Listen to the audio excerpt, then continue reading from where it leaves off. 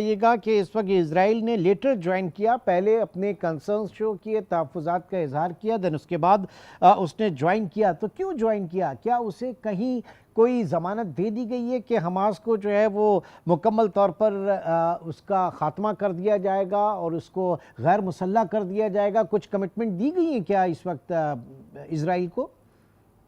देखिए, कमिटमेंट नहीं, ये प्लान ही इज़राइल इसमें बाकायदा शामिल है। वो चाहे जो भी कहे कि मैं इसमें हूँ या नहीं हूँ, वो बैठना चाह रहे होंगे, नहीं बैठना चाह रहे होंगे, ये प्लान उन्हीं का है। उनसे ही बनकर ये अटलांटिक काउंसिल में जो 20 पॉइंट बने थे, जो हम्म। कि बाद में फिरते रहे, तो ये टोनी ब्लेयर जो है उसकी फंडिंग कौन करता रहा है? ये सारे ज़ायनिस्ट ही हैं।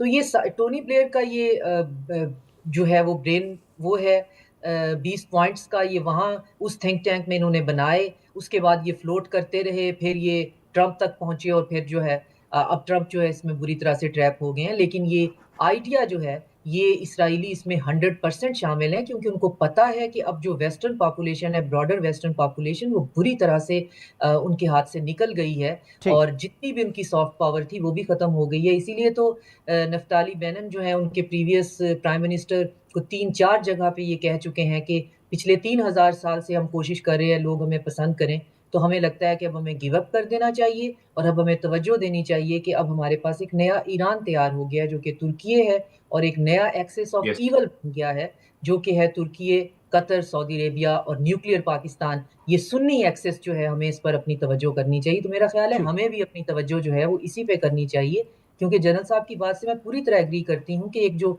आप इमेजिन कर लिए, एक बेसमेंट के अंदर एक कैप्टिव अगर है, तो एक सर्टेन टाइम के बाद वो फिर आपसे सिर्फ़ चंद बूँद पानी और कुछ स्क्रैप्स जो है वो ब्रेड के माँगेगा। वो ह्यूमन राइट्स या आज़ादी की बात जो है वो वक़्त के ठीक बाद है, फिर ठीक है। भूल बहुत जाती बहुत है। शुक्रिया।